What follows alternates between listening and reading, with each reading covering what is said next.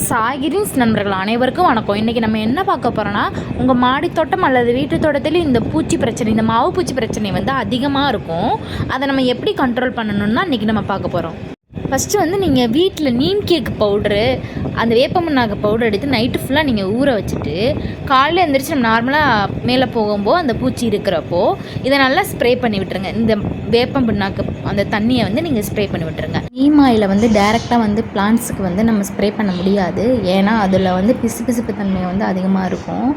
அதனால் நம்ம ஷாம்பு அல்லது காதி சோப்பு, ஷாம்பு வந்து 2 சொட்டு போடுறீங்கன்னா 2 சொட்டு போட்டுக்கோங்க. காதி சோப்புனா 1 கப்பு அந்த மாதிரி நீங்கள் கரைச்சி நீங்கள் ஊற்றிக்கலாம்.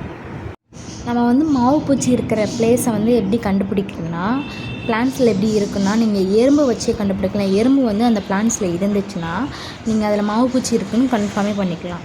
ஏன்னா அந்த மாவு பூச்சி மேலே ஒரு இனிப்பு சுவையான ஒரு திரவம் வந்து அது மேலே இருக்கும். அதனால் அதை தேடி வந்து எறும்பு போகிறது. அந்த எறும்பை வச்சு நம்ம கண்டுபிடிக்கலாம் அந்த இடத்துல மாவு பூச்சி இருக்குன்னு. மீலிபக். இன்னொரு மெத்தட்னால், இந்த மாவு பூச்சியை வந்து நம்ம கையிலையே கொல்லலாம். அப்படி கையில் கொல்ல பிடிக்காதவங்க க்ளவுஸ் போட்டு நீங்கள் நசுக்கி அதை கொல்லலாம். மண்ணை வச்சு தேய்ச்சும் அதை நசுக்கி நீங்கள் கொல்லலாம். நீங்கள் வந்து முக்கியமாக பண்ண வேண்டியது, இப்போ ஒரு செடியில் அந்த மாவு பூச்சி இந்த மீலிபக் இருக்குதுன்னா, இலைக்கடியிலையோ அந்த தண்டுக்கு அந்த ஸ்டெம்மில் தான் அதிகமாக இருக்கும். இலை பின்னாடியும் அதிகமாக இருக்கும். அந்த பார்ட்டை எடுத்து நீங்கள் அந்த பார்ட்டை வந்து நல்லா கட் பண்ணிவிட்டு நீங்கள் குப்பை தொட்டியில் தான் போடணும். வேறு பக்கத்தில் நீங்கள் அந்த செடி பக்கத்தில் வேறு செடி பக்கத்தில் நீங்கள் போட்டுறவே கூடாது. குப்பை தொட்டியில் போட்டோன்னே எடுத்து நீங்கள் சீக்கிரமாக வெளியில் கொண்டு போய் நீங்கள் டிஸ்பேட் பண்ணிடணும். இந்த மாதிரி கார்டனிங் டிப்ஸ் வேணும்னா சப்ஸ்கிரைப் பண்ணிக்கோங்க. தேங்க்யூ.